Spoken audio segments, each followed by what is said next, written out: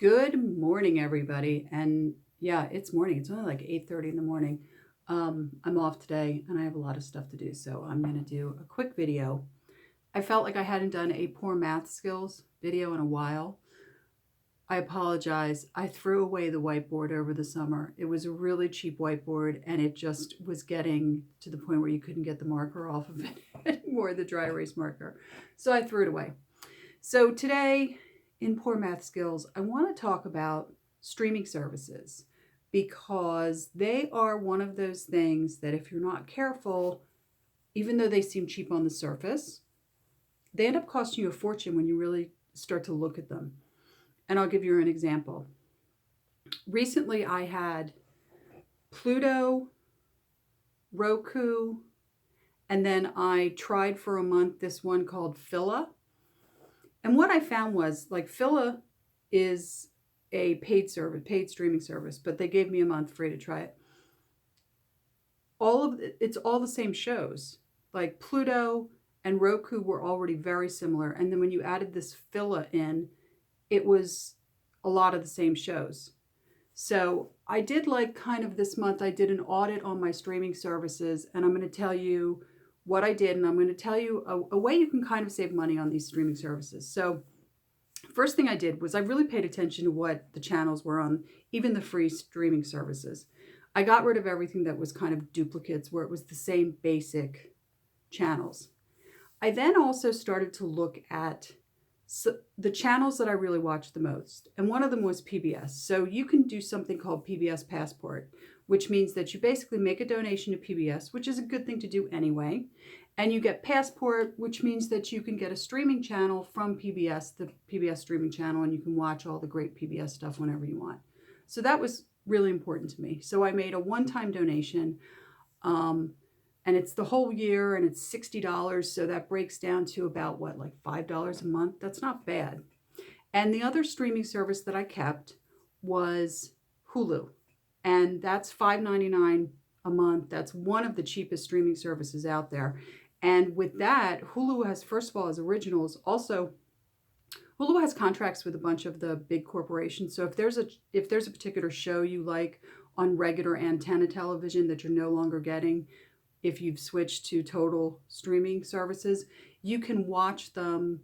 It's usually the next day for free. Like, I happen to love Bob's Burgers. I can watch it the next day for free on Hulu. Well, not for free, obviously I'm paying for it, but I get to watch it the next day on Hulu. And that includes, it's not just Fox, it's a bunch of channels. Then they also have all their own content. Then they also have movies, and so I really feel like for $5.99, Hulu's not a bad value. So I basically just cut everything back to Hulu and PBS. And then the other thing is YouTube. YouTube, right here on YouTube, has tons of shows. In fact, you can just search a show on YouTube and somebody's probably uploaded the show, which is really nice. And that's another free service. Pluto's a free service. I also have Crackle, which is a Sony product. That's a free service. Interestingly, that's available on my Roku, but it's not available on my smart TV, which is Vizio. And just a little side note, if you're thinking about doing the smart TV, I would advise you to get a Roku instead and get a regular cheap TV that has good resolution and use the Roku, because my smart TV was old and it stopped updating. So it wasn't updating as fast as the Roku, which is a separate kind of little thing that you attach to your TV. I'm not explaining this well at all. It's actually a receiver, and you connect it to your TV, and everything goes through that, and it makes any TV a smart TV. So also, if you already have a good TV, you get a Roku, don't get yourself a smart TV, because they're kind of expensive. And the Roku's like, I think it was $40 at Target, and I bet I could have gotten it on sale even cheaper if I would have really looked around, but it was kind of like one of those spur of the moment things. So when it comes to streaming channels, another way to save on them, if you are a fan of them, and this is something I've done in the past, is you will notice, especially now that we're going into the Christmas season, my local supermarket, also Target, not Target, CVS, Walgreens, they do these deals where if you buy gift cards, they give you one of their gift cards. Like last year at CVS, I bought 2 Netflix gift cards, $25 each, and they gave me a $10 CVS card. Well, There you go. So basically, I loaded the next Netflix card into my Netflix account area, and I used it for, I think it was 2 months. 2 months might have been a little bit more than 2 months on just the one card, and I ended up getting $10 from CVS. So you're actually saving money because you're still paying the same price for the Netflix, but now you're also getting $10 to spend on whatever at CVS, and they have everything. They have food, they have dog food, they have ice cream, they have whatever you can imagine. So that's a really good way to save on that. And you'll, like I said, we're going in the Christmas season.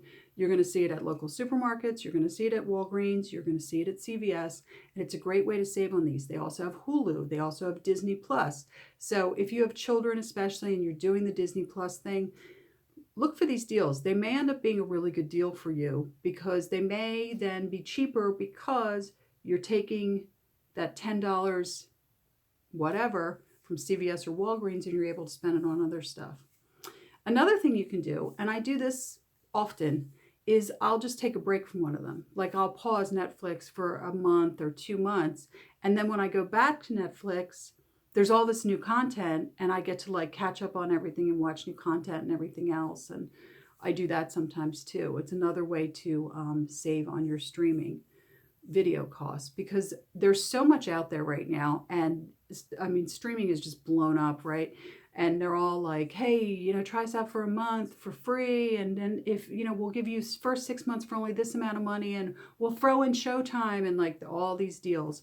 The problem is when you forget about that subscription in 7 months, all of a sudden you're hit with, $25 in charges and you're like, what is this for? And it may have been a channel that you watched a couple times. Maybe you watched a movie or two on Showtime and that was it. And maybe there's a show on Showtime and you watched like the entire 2 seasons and it doesn't exist anymore or whatever, and you end up paying for stuff you're not using. Another thing is if you have Amazon Prime for other reasons like shipping, because a lot of people have Amazon Prime, they buy food or whatever on it, you're entitled through Amazon Prime to watch all the Prime channels, all the content that's available on Prime. So remember, if you're already paying for Amazon Prime and you're using it for other things, don't forget that you have the Amazon Prime channel where you can watch all these videos. So again, another way to save money on your streaming. And yeah, I mean, my best advice for you is these can get really expensive over the months and they creep up very quickly because remember, you're also paying for internet in order to stream these. So audit what you have, see if you're duplicating shows, see if how much you're actually watching this channel. I mean, do you have channels that you're paying for that you completely forgot you're streaming and you're paying for them? An easy way to check is to look at your bank statements. But yeah, keep streaming to a minimum if you can. Keep in mind there's so many free options out there. And just be careful about these signups and these free offers and everything else because a lot of times they get you in the end. And that was it, guys. I just wanted to come on and talk about streaming services and what to look out for and make my recommendation for Hulu. And that was about it. And now I have the day off. And I'm just going to go enjoy it, even though it looks like it's about to pour rain in New Jersey. And tomorrow, we're getting hurricane winds. All right, I'll talk to you guys later. Have a great day, and I'll see you in the next one. Subscribe, sign, like, comment, whatever. You know, blah, blah, blah. See you later. Bye.